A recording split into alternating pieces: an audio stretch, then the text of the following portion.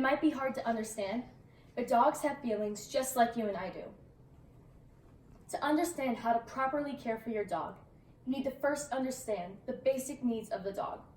Second, you can go over a few examples of do's and don'ts when caring for your dog. Third, you need to understand the huge responsibility you take up when you adopt a dog into your family. First, the basic needs of your dog. The number one basic needs of your dog is food and water. That's just to get him to survive. Just like any organism on the planet, they need food and water. Second, shelter. Shelter is very important when keeping your dog safe throughout the harsh conditions, especially in Iowa. In Iowa, we have very harsh winters and very harsh summers.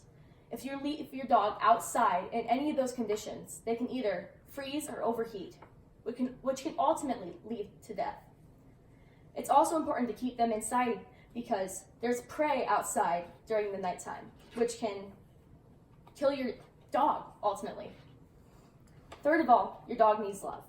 If you neglect your dog and don't give him the attention it deserves, it can become anxious, depressed, and those types of emotions can cause your dog to destroy your home and wreak havoc, on your family. Second, and some examples of do's and don'ts when caring for your dog. You want to groom your dog constantly, especially if it has long hair.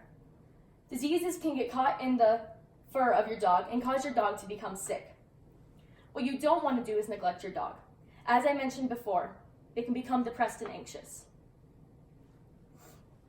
A do when caring for your dog is feeding and watering them every single day. If you miss a day, it's bad for the dog. Especially, how would you feel if you skipped a day if you skipped a day and you weren't fed for a whole day?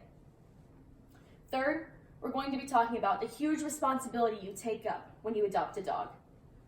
When you adopt a dog, you're adopting a member into your family, a living, breathing being. They're not just a machine. Animals have feelings and animals have heartbeats, which means they are living. So, in conclusion, to completely understand how to take care of your dog, you need to understand the basic needs of your dog. You need to understand some do's and don'ts when taking care of your dog. And you need to understand the huge responsibility that you take up when you adopt a dog. Your dog might just be a small part of your life, but that small part of your life is the only life your dog has ever known.